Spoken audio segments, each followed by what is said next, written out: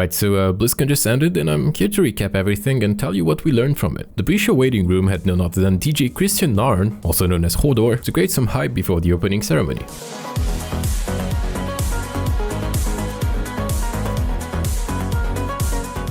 But even though it was a very nice touch, all it did was remind everybody of how awful the last season of Game of Thrones was, as it managed to kill the entire series and by doing so, achieved world first speedrun in fandom death. The ceremony started and we were greeted by current Blizzard CEO J. Allen Brack, who managed to score a grand total of not one, not two, but 3 PR speeches about the company and its community over the course of the opening show. This was at times kinda hard to listen to after the many bad things that happened around Activision Blizzard over the past recent years, most notably the butchering of Warcraft 3 Reforged or the Hong Kong situation, just to name a few. Some of the announcements even got recapped during their own announcements, probably because they didn't plan on having so little to show in the opening ceremony, as they had to drag it a bit in order to have it last the usual 1 hour. It also had a fair balance of some cute cringy moments, but I say that with a light-hearted approach as most gaming conventions do. Let the hunt begin. Necrolords, to war! In the words of World of Warcraft executive producer John Hyde himself, let's party! First up, we had Blizzard show off their small surprise announcement, which is going to be known as the Blizzard Arcade Collection. These are supposed to be modern-day remasters of arcade games of the very OG Blizzard titles such as The Lost Vikings, Rock'n'Roll Racing and Blackthorn, with some added functionality, tweaks and bonuses. In order for you to play those games on platforms such as the Nintendo Switch, PC, Xbox One or PS4, you'll have to get any version of the 30th anniversary bundle, which is going to be at least $20 or euros depending on your region. Next up we had World of Warcraft, and since this is primarily a WoW channel, I'll have another more detailed video about all the things we learned during BlizzCon, so you can stay subscribed for that one, as for now I'll just cover the big information.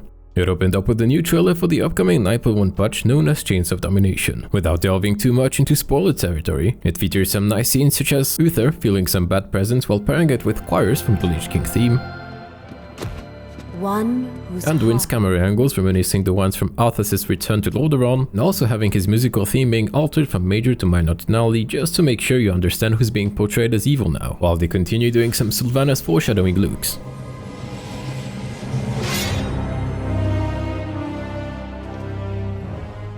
Oh and yeah, the jail was now collecting Infinity Stones, apparently. Even though the patch was announced, its development isn't sadly that far in with no release date in sight, as a few of its features are not 100% set in stone just yet. This would also mean that it likely won't come out before at least the end of April, if we were to assume a date based on the information they gave us. Additionally, we know that the patch 9.05 is going to bring the return of awaited Valor points and is scheduled to release in March, and you can find more details about that one in another video I made on this channel. Having said that, this is what we'll be getting in Chains of Domination.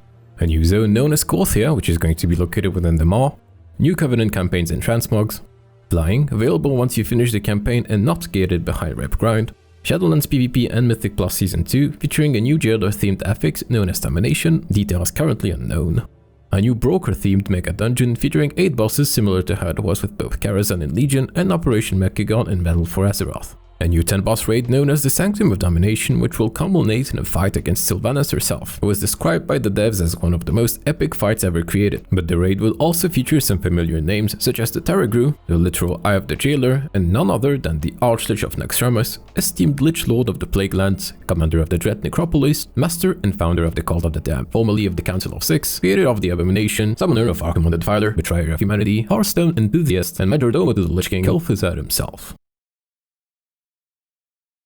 Moving on, after having been leaked a few times over the past couple of months, but also kind of expected after the success of WoW Classic, they've decided to announce the Burning Crusade Classic. The release date has been announced for 2021 with no further details, but if we were to follow the release timeframe of Classic, they'll probably try to launch it whenever Shadowlands' current patch will be in its content drought phase. By that logic, it might be during this summer. A leak from 2020 suggested it would target a time around May, but with Shadowlands being a bit behind schedule, this would make more sense. And while this wasn't part of the announcement, you can probably assume that within 2 to 3 years, following the release of Burning Crusade, they might release Wrath of the Lich King Classic as well. While the main idea is to release TBC the same way they did with Classic, they already confirmed that this time around they'll make some minor changes and tweaks in order to make it a better experience for everyone while not altering the original game too much, in spirit of the #SomeChanges movement. Confirmed examples of that include 5 phases of content released with Karazhan, Gruul and Magtheridon Dawnslayer alongside the Arena Season 1 being available at launch. Paladin seals known as Seal of Blood and Seal of Vengeance will be available for both Alliance and Horde Paladins at max level to avoid great faction imbalance, as the Horde version of the seal was considered to be much stronger. You will be granted the possibility of 1 free level 58 character boost per account in order to catch up and jump straight into TBC content with your friends.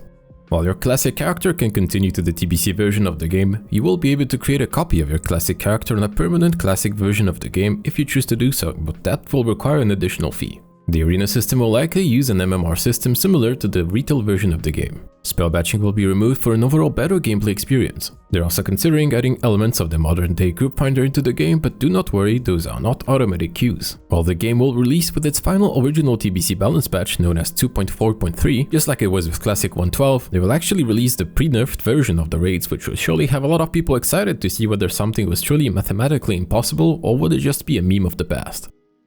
Hearthstone's time was next, and here's what they had to show for us. They've announced their new expansion, which is very much inspired from WoW Classic, called Forging the Barons. In this expansion, you'll find new card mechanics such as Frenzy, which is an effect that triggers the first time a card takes damage and survives, Spell Skulls, which are basically minion tribes but for spells, following the WoW formula, which are Arcane, Fell, Fire, Frost, Nature, Holy, and Shadow. Those will also be applied retroactively to already existing spells from past expansions. Spell Ranks, which makes cards auto-upgrade to the stronger version once you reach a certain mana threshold.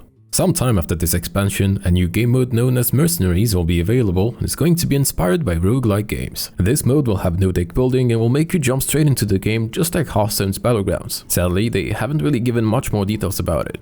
This, however, was not all for Hearthstone, as they've also made a pretty hefty announcement of something called the Core Set, which should come with the launch of the next expansion alongside the new Hearthstone Standard Year, which will be the Year of the Griffin. This Core Set will contain 235 cards and mark the beginning of a new Hearthstone ladder process, as every year a new Core Set will be made and will replace the previous one. This Core Set will be playable in both Standard and Wild and will be free for everyone. Lastly, since Blizzard as of late enjoys making cold remakes, they'll also release a classic version of Hearthstone, which is basically going to be the game in its state from June 2014 before any adventures were released or nerfs were made to cards. Have fun having Vietnam flashbacks of Leroy Jenkins every other game.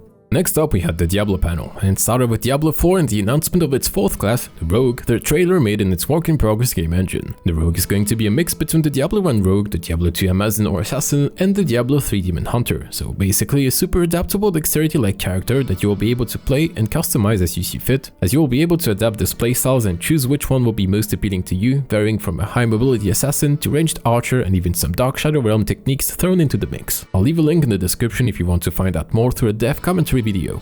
We also had a confirmation of a world PvP system being present in Diablo 4, with some similarities to the Diablo 2 hostile system and the World of Warcraft War Mode bounty system, but since Diablo 3 was supposed to have an arena-based PvP, which in the end never made it into the final release of the game, I suggest some of you to wait a bit before getting excited too fast so that we don't get Warcraft 3'd. Following up the Diablo 4 news, we had a very brief mention about Diablo Immortal currently undergoing alpha testing, so they weren't exactly ready to capitalize on the meme market by announcing its release date for the 1st April of 2021. Is this an out-of-season April Fool's joke?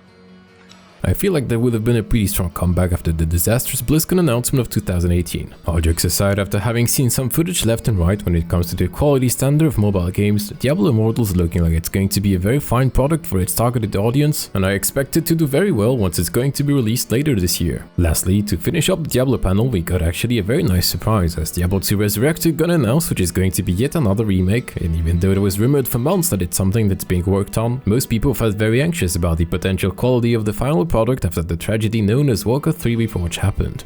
This time around, however, we've learned that Activision Blizzard recently acquired a studio known as Vicarious Visions, which were previously responsible for the recent Tony Hawk game remasters, which were very well done and pretty successful. They have now been assimilated into the Blizzard studio and have become part of the Blizzard Classic Games department, working ever since on the Diablo 2 remake, so those are not the same people responsible for Warcraft 3. Diablo 2 Resurrected is supposed to be a complete game remaster with all 27 minutes of cinematics recreated shot for shot into 3D CGI, which is what you would expect a modern day cinematic would look like, while maintaining the original audio but also remastered into 7.1. All arts assets have also been remade, from UI elements to items, icons and textures. They've also precised that this game will have cross-play progress and will be available on PC, Nintendo Switch, PS4 and 5 and the Xbox Series X and S, and is scheduled to release before the end of 2021. The current price tag for it is $40 or euros depending on your region. A worthy thing to note is that it's still going to feel like the original Diablo 2 game, as they've managed to make the old engine run underneath a fresh coat of new textures and shaders. On top of that, this will be its own standalone game and will not overwrite the original Diablo 2 game. I'm only saying that because Warcraft 3 Reforged did in some way ruin the original version of the game.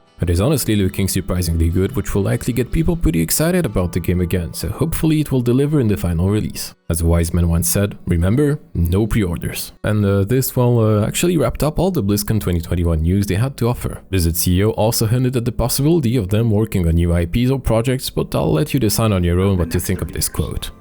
There is so much that we're working on, and some of it you already know about. The rest, we look forward to talking to you about it when the time is right. So, what about Overwatch 2? Ladies and gentlemen, let me present you the grand losers of BlizzCon 2021. In order to hide the fact that Overwatch 2 is quite behind schedule and have nothing really to show just yet, it received 30 minutes of screen time of devs talking about what they're currently working on a side Overwatch channel while skipping any mentions during the opening ceremony. Overwatch 1 was also confirmed pretty much dead, as it will no longer receive any content in 2021. Another fun but actually a pretty sad fact is that the Overwatch channel uploaded a corporate clip in between BlizzCon Day 1 and 2 of streamer Tim the Tatman talking all excited about his Overwatch game moments, but it would have been fine if it weren't for the fact that, well, hasn't played the game for years and it's basically a clip from 2016. Obviously, you see, just the speed, the momentum that I get with this and how fast I am, kind of like I am in real life, right? That's a joke, by the way.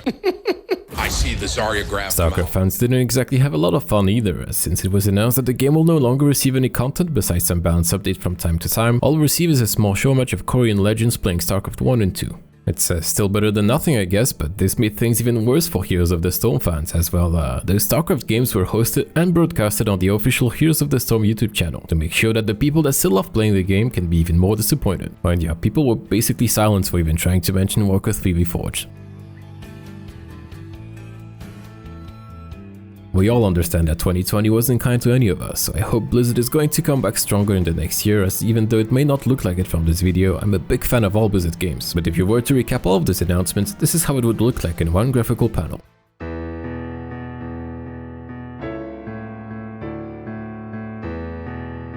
If you enjoyed this video, make sure to hit the like button and share it with others. You can also subscribe for more World of Warcraft content coming soon.